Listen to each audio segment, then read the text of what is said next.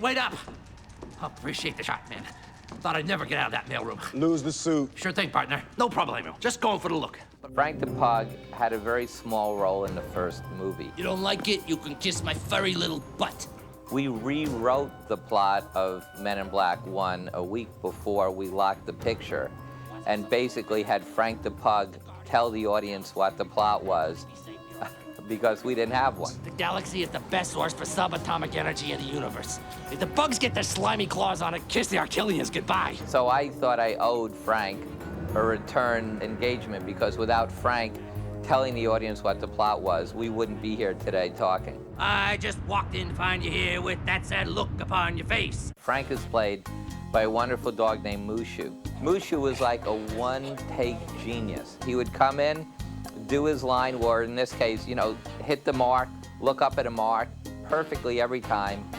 We made more time and got so much more ahead of schedule whenever we were working with Mushu. I'm Agent F now, Agent J's new partner. Who you eyeballing? Frank, school out, dog. When it came to casting Frank the Pug, first of all, they weren't quite sure how they were going to do it, but I think Rick Baker suggested me as a performer. And they brought me into Rick's shop, took a mold of my face, and made a makeup appliance that was a pug face, and actually then made teeth, gave me a set of pug teeth, because they were thinking they were going to shoot my face and then transfer that onto the dog. On the first one, we had Industrial Light and Magic animate his mouth, and on the second one, we have both Rhythm and Hughes, who did all the work for Babe, and ILM did some of the work too. So we have two different companies animating Frank the Pug. Frank's a great character. You know, he's got such a great voice, and just that little face has, you know, so much personality to begin with that it really helps us put in the, you know, finishing touches. You humans, when are you gonna learn that size doesn't matter? We watched Frank in the first film.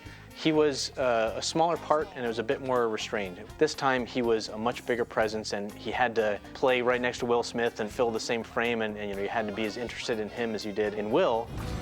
Whatever, wipe your mouth. It's a high-tech version of Silly Putty in the old days, where you used to take something, you put it down on a piece of newspaper, and then you get the picture on there, then you can pull it around and make it move. Well, we're doing the same thing, except we're doing it with the original picture of the dog and inside the computer. And the end result, when it's done right, when you get good body language from the dog in the original shot married to our animation, it's a very convincing thing.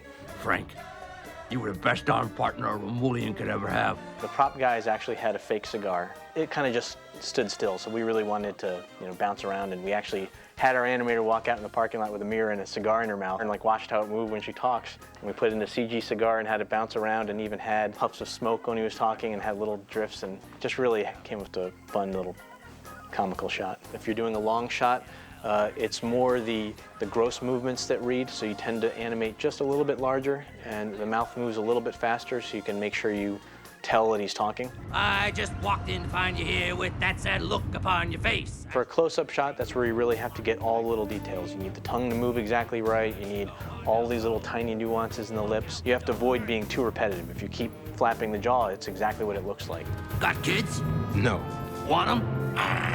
You know, in natural speech, you kind of vary your mouth shapes. Your jaw may slide side to side, and you come up with little things like that to keep it feeling natural and interesting. Jay, where are you, partner? We got Flush. MIB's Code 101. Yeah, who did it? Some hot-looking biker chick. Want me to tailor?